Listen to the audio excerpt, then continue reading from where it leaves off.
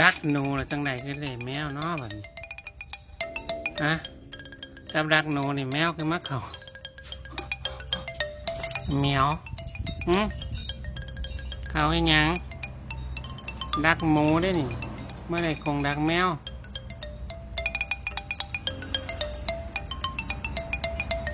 เลี้ยงให้หันสะดอกออกมาออกมาไปละคน